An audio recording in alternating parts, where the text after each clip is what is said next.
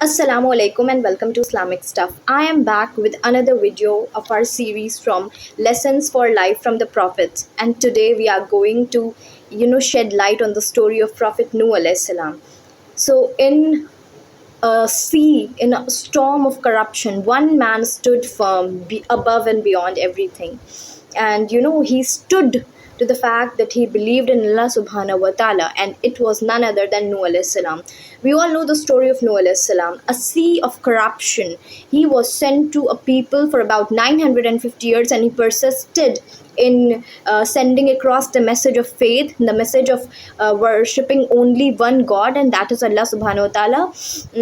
His nation, we know his nation was of idol worshippers. They used to worship Wad, Suwa, Yahut, Nasr, and all these idol instead of Allah subhanahu wa ta'ala, the one true God.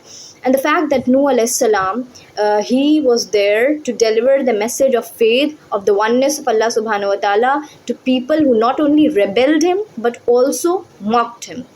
Nuh alayhi salam's story is very human, and we see one thing which I would like to point out from the story of Nuh alayhi salam is his persistence, is his steadfastness in the face of people who mocked him when he built the ark far from the sea, who mocked him when he stood on the command of Allah subhanahu wa ta'ala while they were just having the time of their life and thinking that they would never be able to, grabbed by the storm that is yet to come, and they were unaware of the fact about it.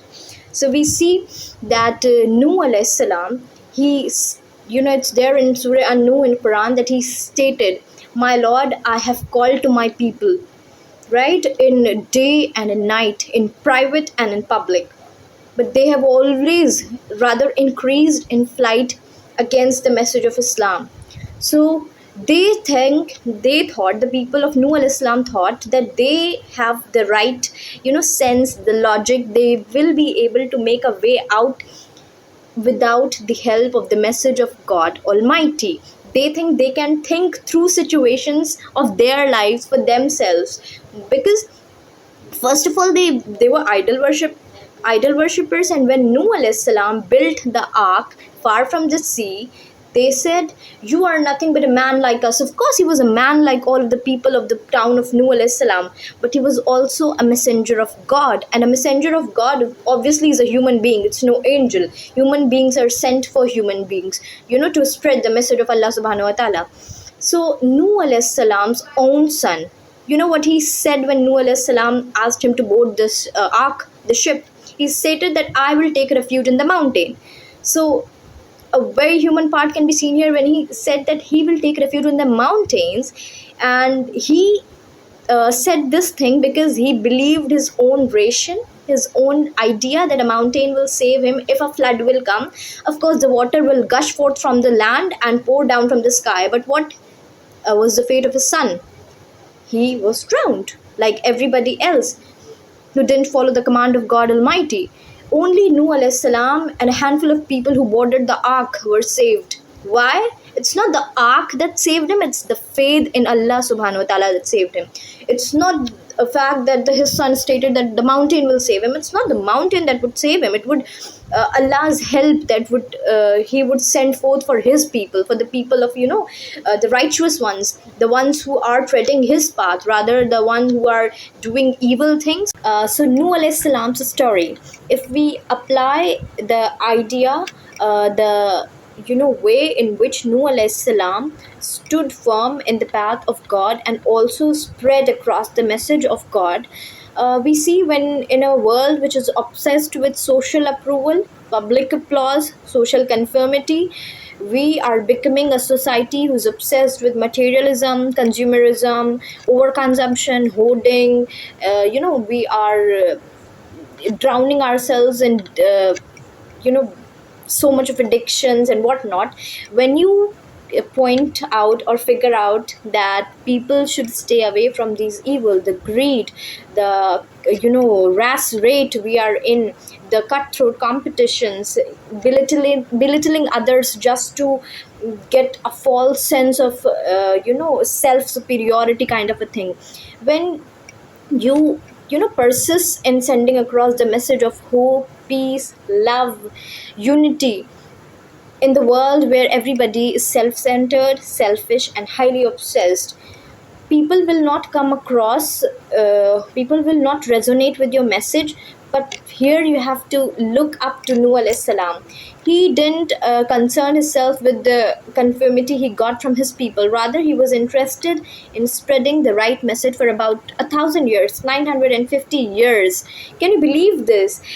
We go out for a day and we think, oh, it's just a week and I haven't got the result I desired, so I am not going to win in this department, I'm not going to achieve the desired results. We give up so easily. So I actually want to point out the fact that he was steadfast in giving out his message regardless of the output he received, the result of his message. He received just a handful of people at the end of the day, at the end of his life. Of course, he was a prophet, he was a messenger, so he was sent to his people to convey the message of Allah subhanahu wa ta'ala and to get them back on the straight path.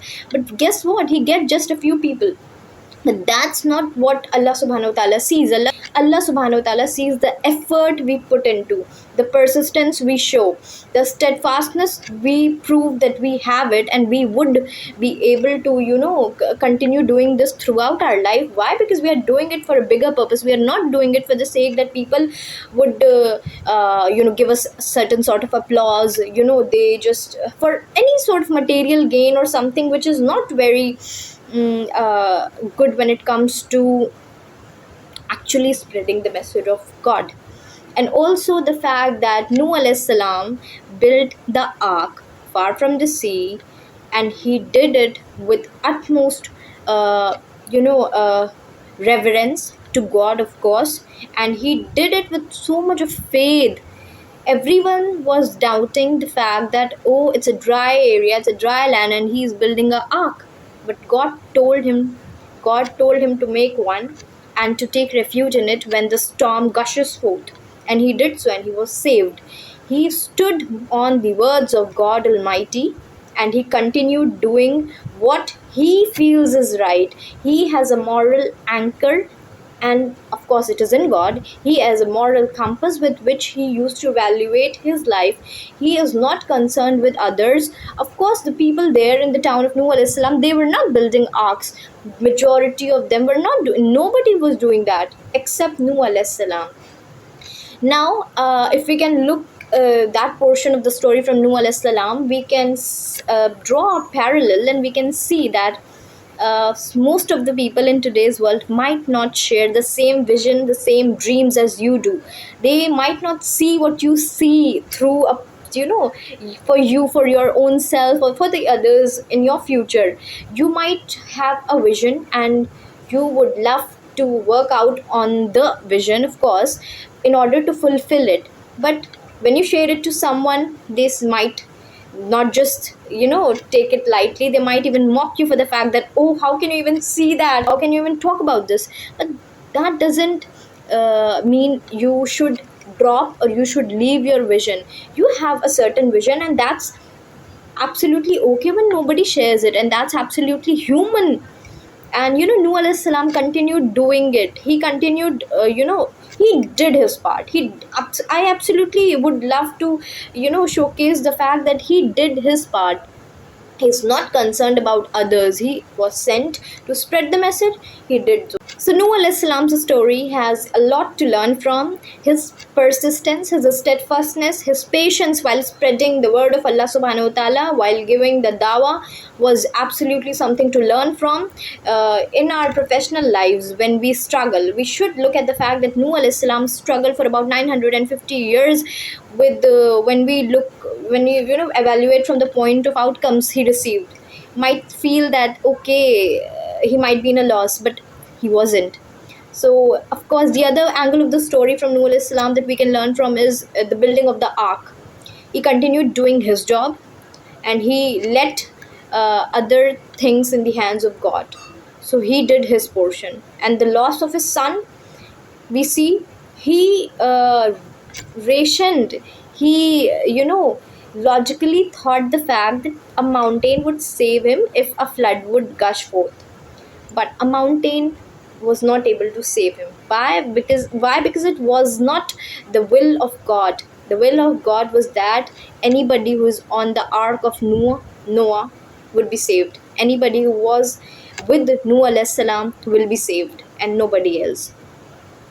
So it's about your individual the individuality you possess. Noah alayhi salam, obviously he was a prophet and he had a son.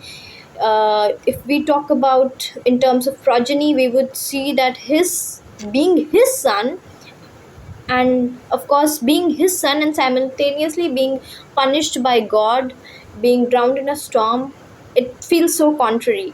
But at the end of the day, you are responsible for your own actions, for your own words, for your own decisions. No one else can take that for you.